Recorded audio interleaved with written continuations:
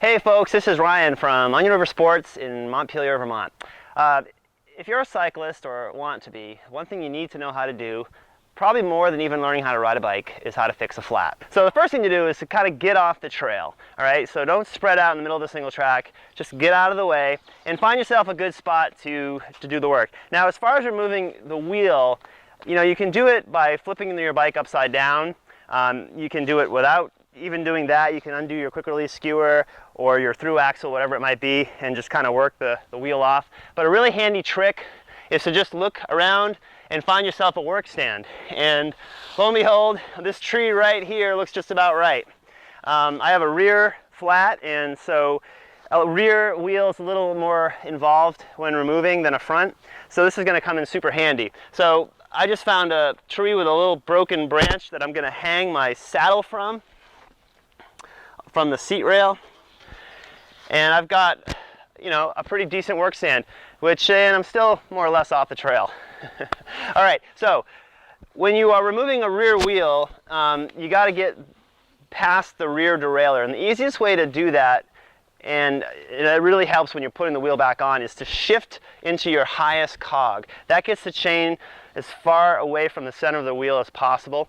And so because I have this nice work stand, I'm just going to shift it down into my smallest cog, which is the high gear, and you'll see that that kind of gets the derailleur and the chain out of the way.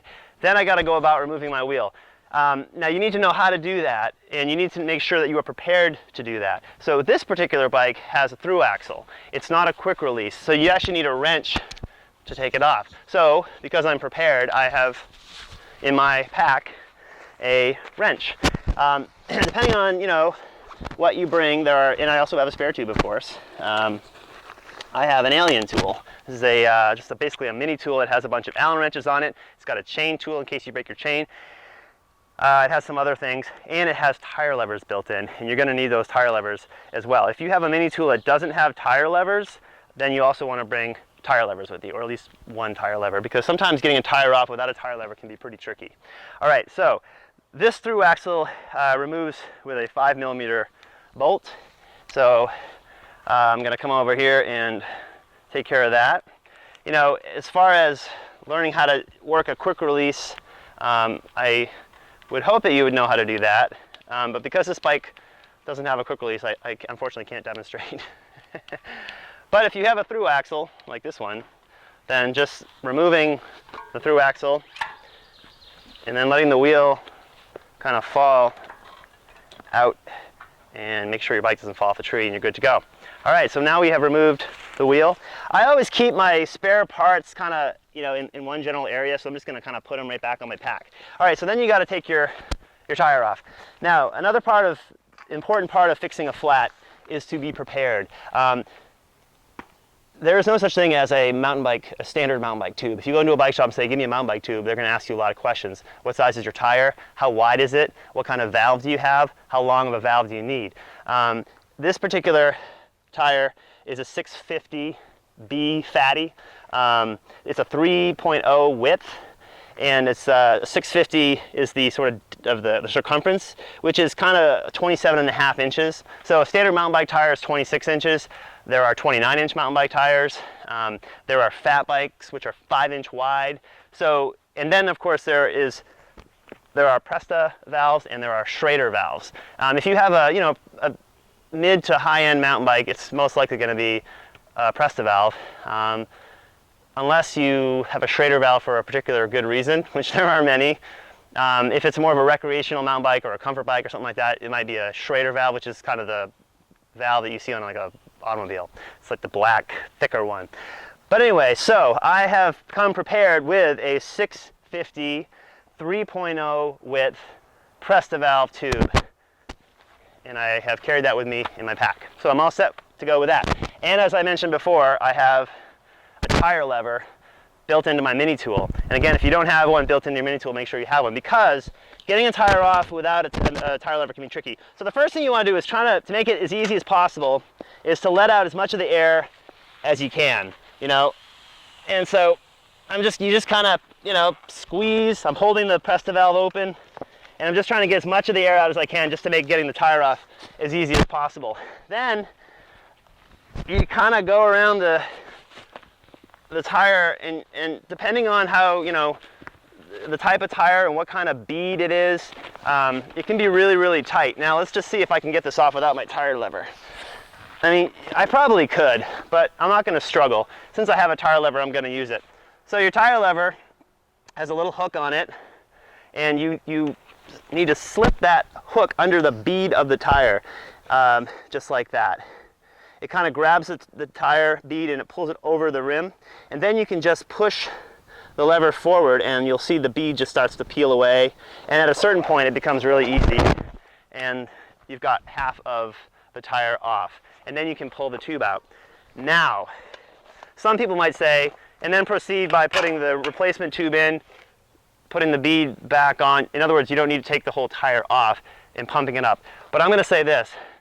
It's very, very important to figure out what caused the flat, okay? Something caused it. There are several things that can cause a flat. Oftentimes it's something sharp, such as a thorn or a little piece of wire or a staple or a nail or whatever. And oftentimes that thing will be stuck in the tire. So if you go ahead and put a brand new tube in, start pumping it up, you'll immediately get a puncture again, and your only spare tube that you have with you is now a flat. So it's really important to inspect the tire to make sure, to find out what caused it, to look for that thorn.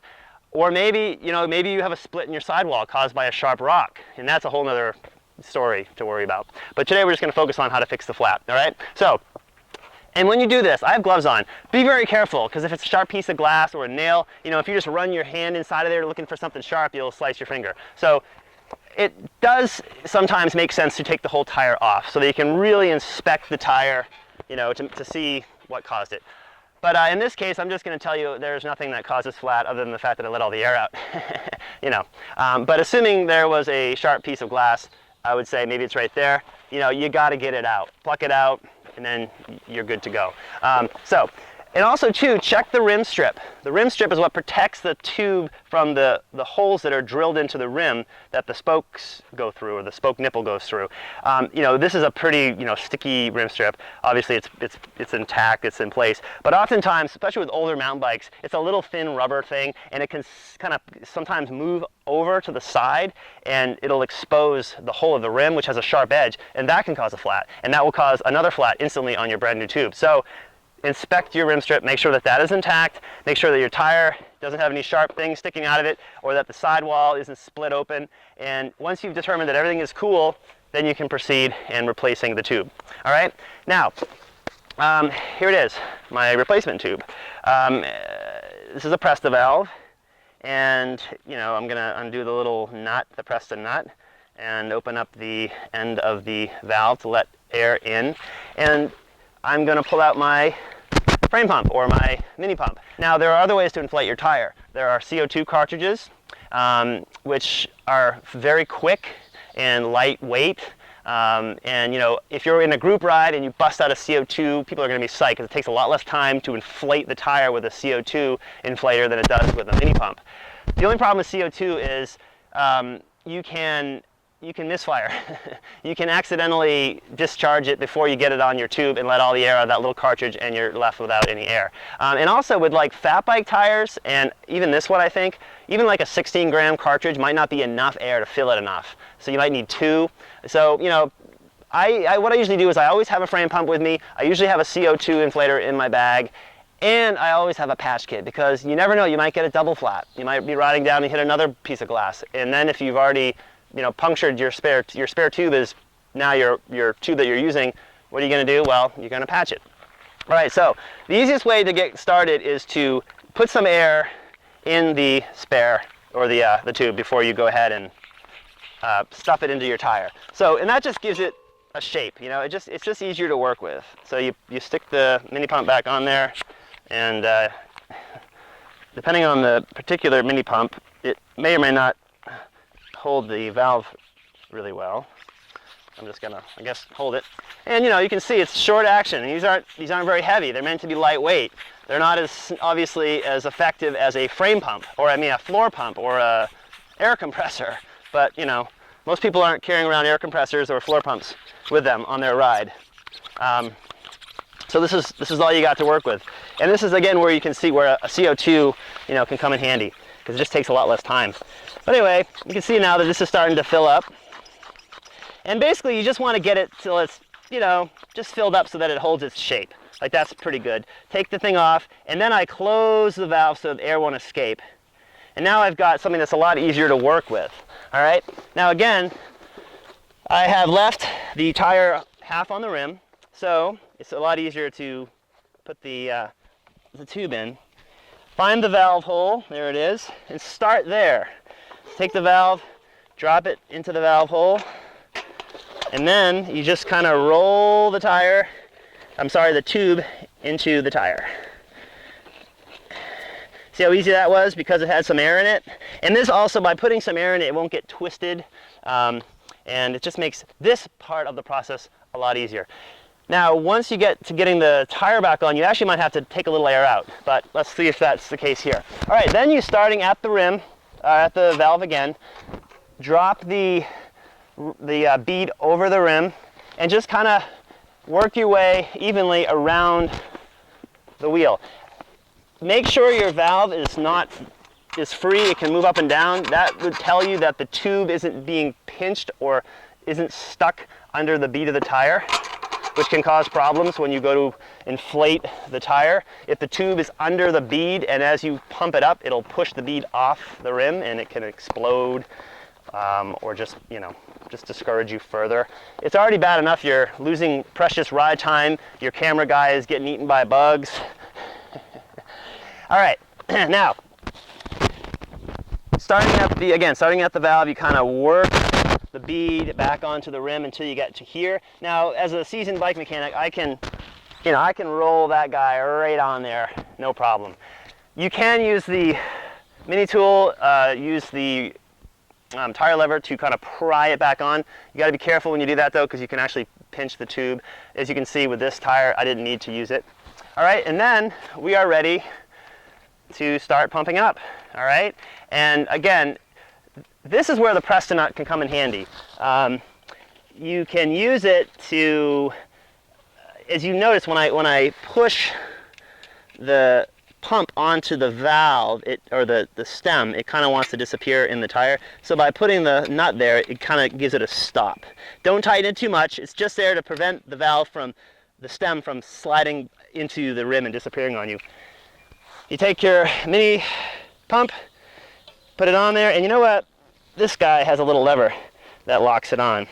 Now, this part, you got to be careful. What I like to do is find a tree, put the wheel against the tree, kind of hold so that it's resting against the tree, hold the pump so that the stem is sort of stable while you vigorously get to pumping. Now, in other words, if you just kind of go like this, you might snap the valve stem right in half. Right when you're just about done, you think you have just enough air in the tire, is when that valve stem is going to snap off. So you really want to keep it from moving as much as possible. So leaning the tire up against a tree, holding the pump to stabilize the valve stem as much as possible is critical.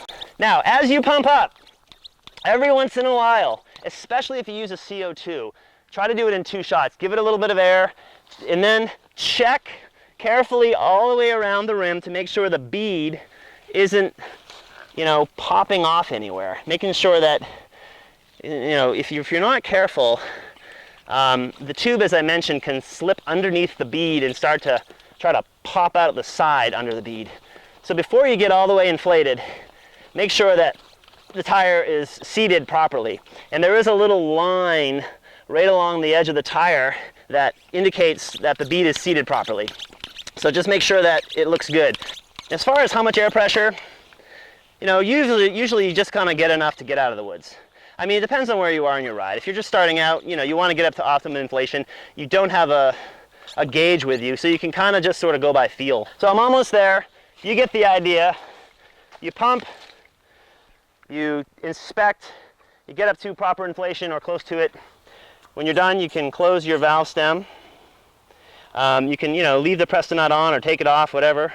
Just don't over tighten it, just enough so that it's snug against the rim, and no tighter than that. You don't want to over tighten it because it'll pull the valve stem away from the tube and potentially rip the tube.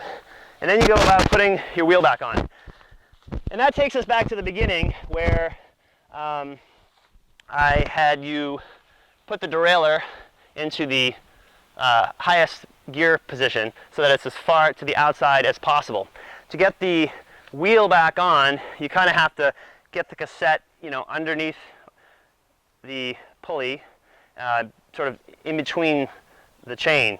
And I'm going to put my through axle down for a second. So the easiest way to do that is, and this is why this amazing makeshift bike stand is so handy, you kind of push the derailleur down, and then you can line the chain up with that highest cog, and that will guide the wheel into place properly. And with a disc brake bike, that's especially handy. You see how that just rolled right into the dropout without any problem at all?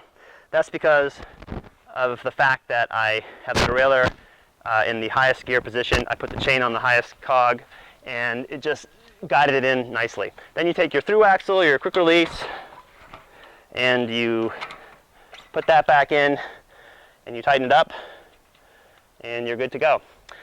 All right, so that is how you fix a flat trailside without a bike stand, or without a real bike stand, without a floor pump or an air compressor. Hopefully that helps. And hopefully you can enjoy mountain biking as much as we do. So thanks a lot for watching. Again, I'm Ryan from Onion River Sports in Montpelier, Vermont. Happy trails. Take care.